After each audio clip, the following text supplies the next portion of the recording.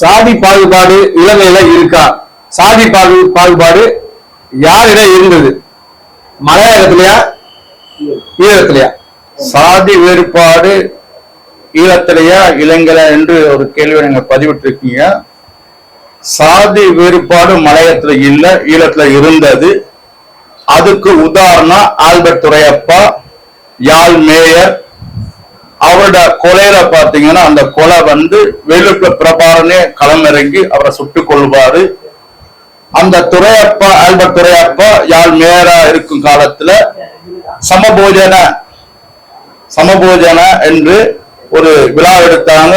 அந்த விழாவில தாழ்த்தப்பட்ட மக்களுக்கு உணவளிக்கல, அவங்கள கௌரவிக்கப்படல என்று சொன்ன காரணத்தினால அன்று ஆல்பர்ட் துரையப்பா மேயர் வெளிநடப்பு செஞ்சார். சாதி வேறுபாடு இருந்தனால தான் அவர் வெளிநடப்பு செஞ்சார்.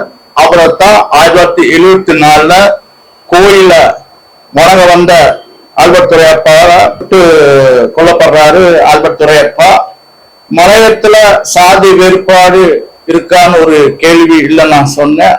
இல்லை ஏன்னு சொல்றேன்னா, அதுடன் தலைவர் மலையத்துல இருந்த தலைவர் தமிழ்நாட்டில் பிறந்த சாமிமு தொண்டமான் புதுக்கோட்டையில பிறந்தவர்.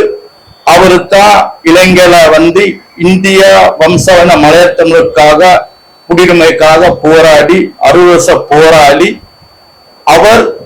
நாங்க இந்தியா வம்சாவளி தமிழர்கள் மட்டும் அடையாளம் இருந்தா போதும், சாதி வேறுபாடு வேணாம்னு சொல்லி அந்த கருத்தை அவர் முன்னிறுத்தியே வந்தாது 60 வருஷமாக.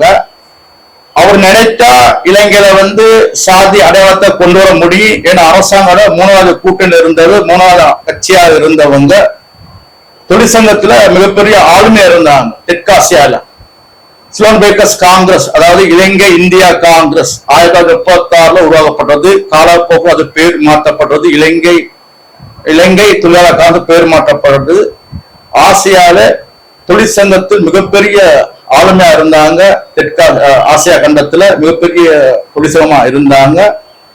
அவங்களுக்கு அந்த அடையாளங்களே போதும் அப்படின்னு போக்குல மயத்தின் பாலும் மயிலத்தமிழர்கள் காலப்போக்கில் நாங்கள் தேவர், நாங்க நாடார், நாங்க பறையர், நாங்க பல்லர்கள் என்று எங்களுக்கு அடையாளம் வேணும்னு சொல்லி கோரிக்கை வைக்கிறாங்க. மலைய தலைவர் தொண்டமாட்ட வைக்கிறாங்க.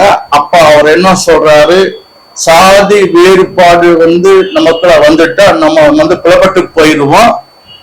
உன்னுடைய தேவருக்கு என்ன உரிமையோ, நாடாருக்கு என்ன உரிமையோ, பறையருக்கு என்ன முறையோ, சக்கலருக்கு என்ன உரிமையோ, அந்த விழாக்கள் திருமணங்கள், மஞ்சள் நீராட்டம், அந்த முறைப்படி நீங்க செய்யுங்க.